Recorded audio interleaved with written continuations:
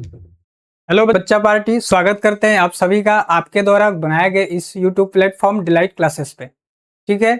आज हम पढ़ने वाले हैं बायो। ठीक है। बायोलॉजी क्लास 12 का जो पहला चैप्टर है पुष्पी पादपों में लैंगिक जनन। ठीक है। तो इसको पढ़ते हैं।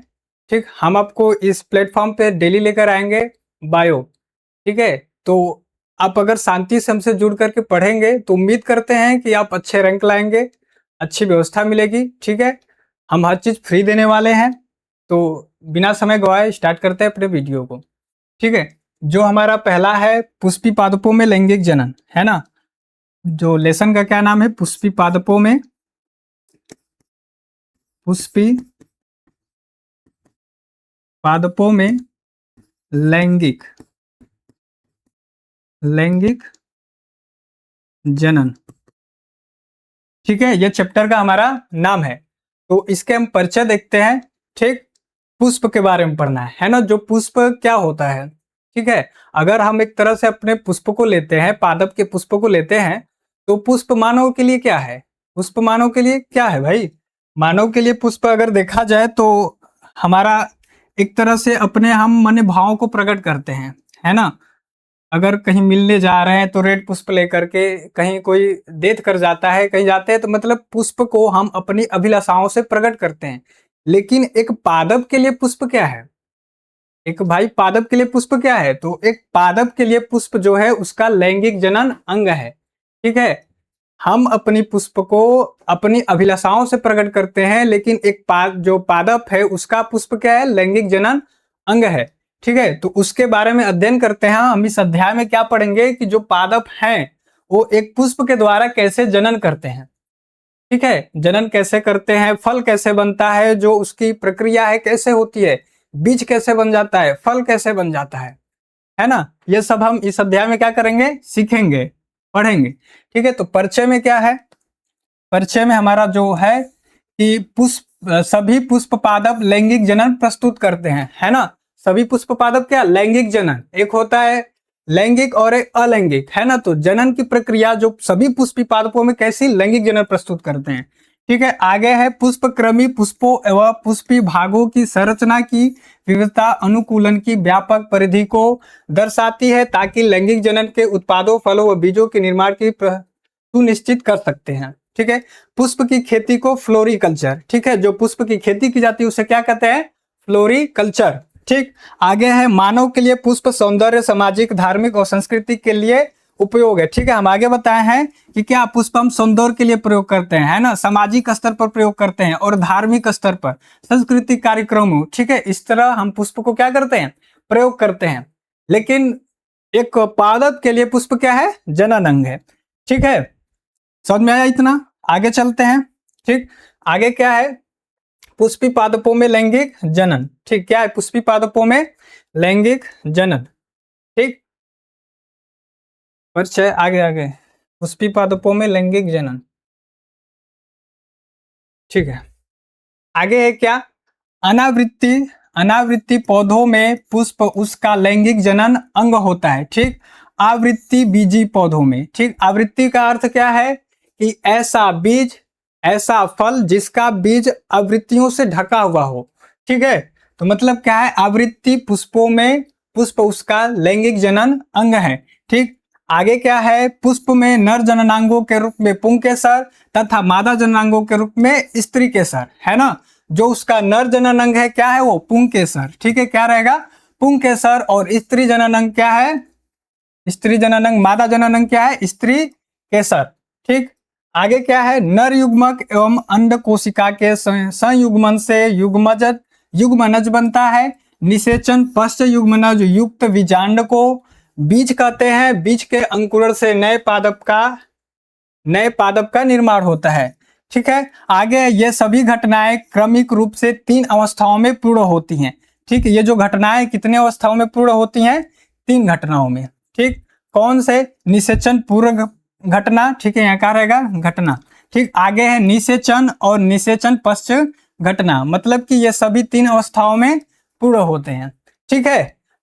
पुष्प के भाग देखते हैं, है ना। पुष्प के भाग। ठीक।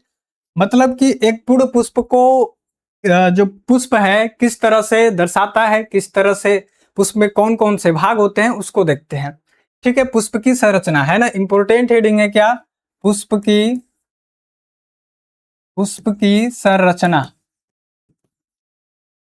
ठीक है, पुष्प की संरचना, स्ट्रक्चर ऑफ फ्लावर। ठीक, ये हमारी क्या है, हेडिंग है। ठीक, तो पुष्प में मुख्य रूप से जो बीच वाला भाग होता है ना, इसको क्या कहते हैं, ऊपर वाले भाग को। ठीक है, ऊपर वाले भाग को क्या कहेंगे, वर्तिकाग्र। ठीक है, पूरी पहले स्ट्रक्चर बना देते हैं, है ना। बाहर की तरफ होती है क्या, दलपुंज, है ना, बाहर की तरफ क्या रहेंगी, दलपुंज।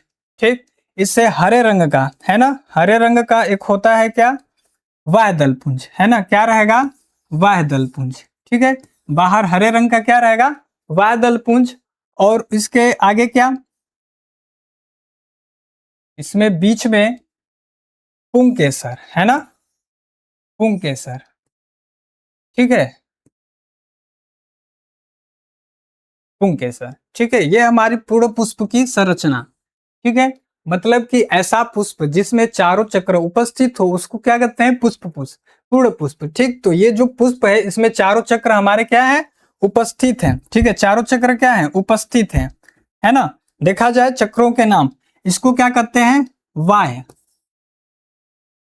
क्या कहते हैं भाई, वाह्य दल। ठीक है, क्या कहेंगे, वाह्य, वाह्य दल। ठीक है, ठीक, इसको कहते हैं, मतलब जो पुष्प के बाहर हरे रंग का पाया जाता है उसको क्या कहेंगे, वाय दल। और वाय दल के समूह को क्या कह देंगे, वाय दल पुंज। क्या कह देंगे, वाय दल,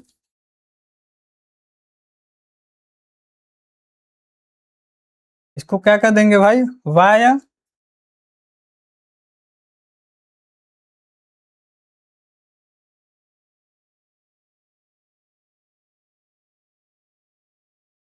वाय दल पुंज। ठीक है, मतलब कि जो एक ठे है ना, एक ठे है तो उसको क्या कहेंगे, वाय दल, है ना। और वाय दल एक नहीं होता है, उसमें कई सारे होते हैं, तो उनके समूहों को क्या कह देंगे, वाय दल पुंज। ठीक है, क्या कह देंगे, वाय दल पुंज। इस वाले पत्ती को, मतलब कि पुष्प में ये क्या होता है, रंग बिरंगा पाया जाता है ना। किसी पुष्प में सफेद होगा, किसी में गुलाबी, किसी में रंग बिरंगा, है ना। मतलब कि पुष्प की अवस्थाओं पर निर्भर करता है कि कैसा कलर पाया जा रहा है। ठीक है, तो इसको कहते हैं दल, है ना, क्या कहते हैं, दल। ठीक, और दल के समूह को, ठीक है, दल के समूह को क्या कर देंगे, दल पुंज, है ना। दल के समूह को क्या कहेंगे भाई, दल पुंज। ठीक है, आगे क्या है, आगे देखते हैं, ये वाला भाग नीचे वाला क्या कहता है, पुतंतु या फिर तंतु, है ना, पुतंतु फिलामेंट, और क्या कर सकते हैं, तंतु। ठीक, ऊपर वाला परागकोश, है ना, क्या है, परागकोश। ठीक, परागकोश और तंतु ये दोनों मिलकर के किसका निर्माण करते हैं, पुंकेसर, है ना, किसका निर्माण, पुंकेसर, पुंकेसर। ठीक है, पुंकेसर, मतलब परागकोश और तंतु ये दोनों मिलकर के किसका निर्माण, पुंकेसर, और पुंकेसर के पुंकेसर के समूह को क्या कर देंगे, पुंकेसर के समूह को क्या कहेंगे भाई, पुमंग, है ना, क्या कहेंगे, पुमंग। ठीक है, मतलब पुंकेसर के समूह को क्या कर दे रहे हैं, पुमंग। ठीक है, इधर वाला बीच वाला भाग क्या है, वर्ती, क्या है भाई, वर्तिकाग्र, है ना, ये क्या है, वर्तिकाग्र। ठीक, ये वर्तिकाग्र, और बीच वाला इसके मध्य वाला क्या है, वर्तिका, है ना, क्या है, वर्तिका। और नीचे वाला अंडाशय, है ना, क्या है, अंडाशय। ठीक, ये ऊपर वाला क्या है, वर्तिका, है ना, वर्तिकाग्र, फिर वर्तिका और अंडाशय। अंडाशय के बीच, है ना, अंडाशय के बीच स्थित होता है क्या, विजांड, है ना, क्या स्थित रहेगा, विजांड। ठीक है, हम वर्तिकाग्र और वर्तिका और अंडाशय इन तीनों के समूह को, मतलब ये तीनों मिलकर के किसका निर्माण कर दे रहे हैं, जायांग, है ना, स्त्री केसर का, है ना। ये तीनों के समूह को स्त्री केसर कहेंगे, स्त्री केसर। ठीक, स्त्री केसर मतलब कि वर्तिकाग्र, वर्तिका और अंडाशय ये तीनों मिलकर के किसका निर्माण किए? स्त्री केसर का। ठीक, और स्त्री केसर का समूह है ना, स्त्री केसर का समूह क्या कहेगा? जायांग, है ना। स्त्री केसर का समूह क्या कहेगा? जायांग। ठीक, ये हमारे चारों चक्र हैं। ठीक, एक पूर्ण पुष्प में ये सभी चारों क्या है? चक्र हैं। ठीक, कौन कौन सा है? पहला चक्र हमारा वायुदल पुंज, है ना। वायुदल मतलब वायुदल रहेगा, वायुदल के समूह को क्या कर देंगे? वायुदल पुंज। दूसरा है दल, और दल के समूह को क्या कहेंगे? दल पुंज। तीसरा है हमारा क्या? पहला ये हो गया और दूसरा। ठीक है, तीसरा है क्या? पुंकेसर। पुंकेसर के समूह को क्या कहेंगे? पुमंग। ठीक है, पुमंग। और इधर क्या है? चौथा हमारा जो है स्त्री केसर। स्त्री केसर के समूह को क्या कहेंगे? जयांग। ठीक, पुमंग, जयांग, वायुदलपुंज और दलपुंज, इन चारों चक्र, ये चारों चक्र जिस पुष्प में उपस्थित होते हैं उसे क्या कहेंगे? पूर्ण पुष्प, है ना। मतलब परिपूर्ण है, सब चीजों से पूर्ण है ना। एक व्यक्ति है, अगर उसकी विवाह शादी ना हुआ हो, लड़का ना हुआ हो, पैसा धन दौलत ना हो, तो क्या वो पूर्ण है? नहीं है। मतलब हर चीज से पूर्ण होना। तो इसी तरह ये पुष्प क्या है? हर चीज से पूर्ण है, इसलिए इसको क्या कहते रहे हैं? पूर्ण पुष्प। ठीक, पूर्ण पुष्प में जो हमारा पुमंग है ना, क्या है ये? पुमंग। पुमंग पूछता है क्या है? नर जननांग या फिर मादा जननांग। ये जो पुष्प है कैसा? द्विलिंगी पुष्प, है ना। क्या है? द्विलिंगी पुष्प, मतलब कि इसमें नर जननांग और मादा जननांग दोनों क्या है? उपस्थित है ना। तो उपस्थित है, तो पुमंग क्या है? पुमंग क्या है? नर जनन अंग। क्या है? नर जनन अंग। ठीक, जो हमारा पुमंग है, पुमंग क्या है? नर जनन अंग। ठीक, स्त्री केसर, स्त्री केसर के समूह को क्या कर रहे हैं? जयांग।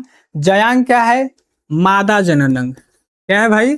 मादा जनन अंग। ठीक, जयांग क्या है? मादा जनन अंग, है ना। याद कैसे रखेंगे? इधर पी फार, है ना, पी फार पुरुष, और इधर पी फार पुमंग, है ना। पी फार पुरुष और पी फार पुमंग, तो पी से याद कर लेंगे, है ना। और इसको याद कर लेंगे तो ये स्त्री केसर तो याद ही हो जाएगा भाई, स्त्री केसर है ना। स्त्री केसर से याद हो जाएगा, अच्छा स्त्री केसर, मादा जनन अंग। ठीक है, तो ये सभी मिल करके एक पूर्ण पुष्प का निर्माण करते हैं। ठीक, आगे अगर देखा जाए, है ना, पूर्ण पुष्प ये हो गए, मादा जननांग, नर जननांग। ठीक, और ये जो बीजांड है, बीजांड क्या करता है? बीज का निर्माण करता है ना। बीजांड क्या करेगा? बीज का निर्माण करेगा। आगे देखते हैं क्या है हमारी ये पुष्प की संरचना, है ना, ये देख चुके हैं। ठीक है, ये स्ट्रक्चर रहा, है ना। आप ये वाला भी स्ट्रक्चर बना सकते हैं। ठीक, कौन सा? ये वाला भी। ठीक, ये स्ट्रक्चर भी आप बना सकते हैं, है ना। वही है स्टिग्मा, स्टाइल और ओवरी। ठीक है, इनको पिस्टल कहते हैं, है ना, पिस्टाइल। ठीक है, ये इधर एंथर, फिलामेंट, स्टेमेंट। ठीक है, इधर पेटल्स और स्पल। ठीक, ये तीन पुष्प की पूर्ण संरचना, इसे भी आप बना सकते हैं। ठीक, आगे देखते हैं क्या है? वायुदल पुंज, है ना। पढ़े हैं भाई, वायुदल पुंज क्या है? ठीक, अभी हम पुष्प की संरचना में देखे हैं। ठीक है, पुष्प की संरचना में